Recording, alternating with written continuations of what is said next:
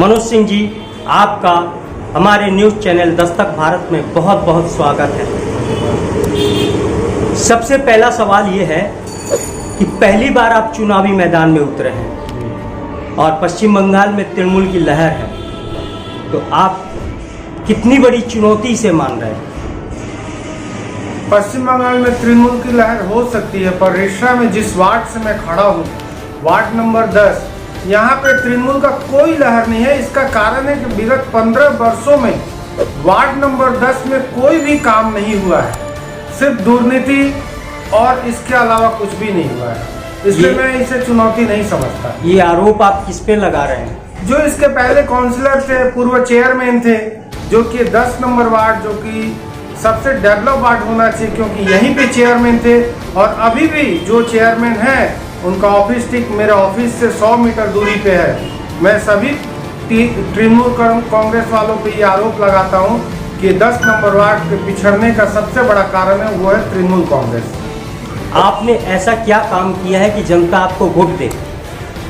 मैंने विगत 12 वर्षों में पब्लिक से, वोटरों से जुट के सिर्फ वोट की राजनीति नहीं की। मैंने लोगों के घर में उनके सुख दुख के साथ साथ दिया है। कोविड में किसी को ब्लड चाहिए, किसी को हॉस्पिटल ले जाना है, किसी को डॉक्टर चाहिए, ये सारी सेवाएं मैंने किया। उससे भी बड़ा बात है कि आज से 6 साल पहले जयश्री फैक्ट्री में जो मजदूर 70 रुपया के लिए काम करते थे, उन लोगों के लिए आंदोलन करके उनका 350 रुपया पेमेंट करवाया, जिसके कारण मुझे 14 दिन के लिए जेल भी हुआ था।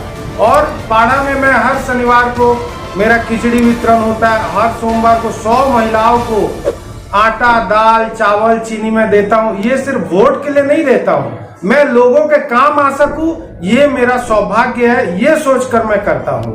वार्ड में क्या क्या कमियां रही है? वार्ड में सभी कमियां। वार्ड में सबसे पहला कमी है कि इस वार्ड में अगर 10 मिनट भी बारिश होता है तो पानी घुटने से ऊपर होता है।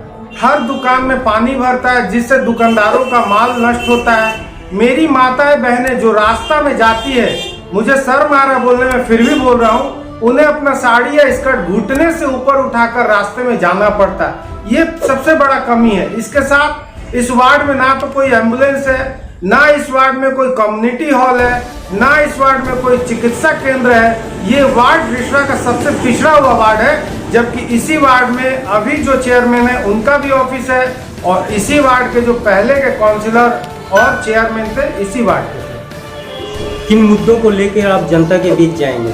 यही सारा मुद्दा है। जल निकासी है, कम्युनिटी हॉल है, लोगों को चिन्हित करके वैक्सीन दिया गया कि तुम बीजेपी करते हो तुम्हें नहीं दिया जाएगा, तुम बीजेपी करते हो तुम्हें विधवा भाता या वृद्धा भाता नहीं दिया जाएगा, तुम्हें त्राण नहीं दिया जाएगा, तुम्हारा काम नहीं होगा।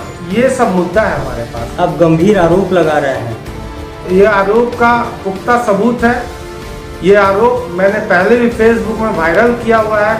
ये वार्ड में आप किसी भी लोग से आप अगर जानना चाहेंगे तो सबसे बड़ा बात है कि सभी दुकानदारों से आप अगर उनका बात पूछेंगे तो उन लोगों का लाखों का सामान कैसे हर बारिश में बर्बाद होता है।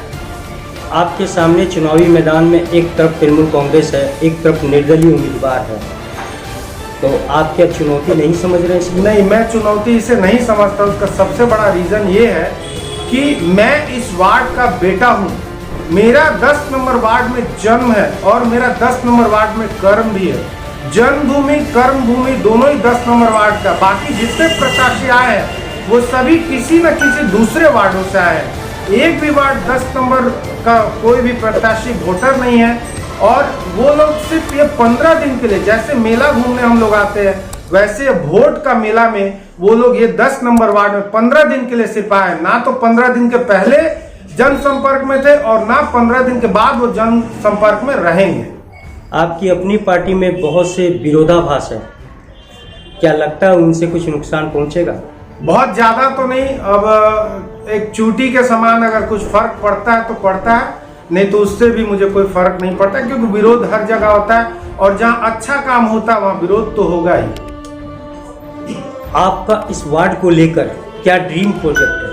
मेरा इस वार्ड को लेकर ये एक बहुत बड़ा प्रोजेक्ट है कि इस वार्ड को मॉड्यूलर वार्ड बनाना है। सबसे पहला जल निकासी, दूसरा कम्युनिटी हॉल, तीसरा एम्बुलेंस, चौथा स्वास्थ्य केंद्र, और इस वार्ड में जो भी वोटर्स हैं हम लोग जनसंपर्क करेंगे जीतते ही, और जनसंपर्क करके उन लोगों का जो भी प्रॉब्लम है उसे जल्द से जल्द निवारण करने का कोशिश करूंगा। मैं वार्ड का बेटा बन के कोशिश करूंगा, ना कि वार्ड का नेता बन के। सभी उम्मीदवार जीतने से पहले इस तरह के वायदे करते हैं और जीतने के बाद उनकी कथनी और करनी में अंतर हो जाता है, तो आप पे जनता कैसे भरोसा करे? मेरे पे जनता इसलिए भरोसा करेगा कि मैं वोट तो आज लड़ने के लिए आया हूँ, पर मैं इस वार्ड का बेटा हूँ और इस वार्ड में विगत 12 साल से मैं काम कर रहा हूँ जनता के लिए। मेरे पास पावर नहीं थी, फिर भी मैंने जनता के लिए, जिसको ब्लड चाहिए, जिसको हॉस्पिटल ले जाना है, कोई मर गया उसे शमशान घाट ले जाना है, किसी के बच्चे के पास पढ़ने के लिए पैसा नहीं है उसे पैसा देना, ये बोलना अच्छा नहीं लगता है क्योंकि किसी को हेल्प करें, फिर भी राजनीति है, बोलना पड़ेगा।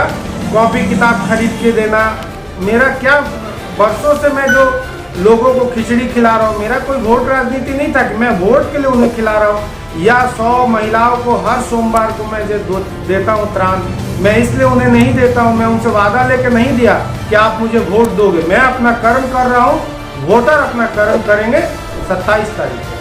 आप अपनी जीत के प्रति कितने आशावादी हैं? 100% आशावादी हूँ। मैं फिर से कहना चाहता हूँ कि मैं इस वार्ड का बेटा हूँ और वोटर इस वार्ड के बेटे को वोट देगी। बंगला में कहा जाता बहिरागतो, बंगला में कहा जाता बहिरागतो को वो लोग भगाएंगी और भूमिपुत्र जो मैं इस वार्ड में जन्म लिया है इसे वोट देकर जिताएगी। बहुत बहुत धन्यवाद आपका मनोज सिंह जी। धन्यवाद।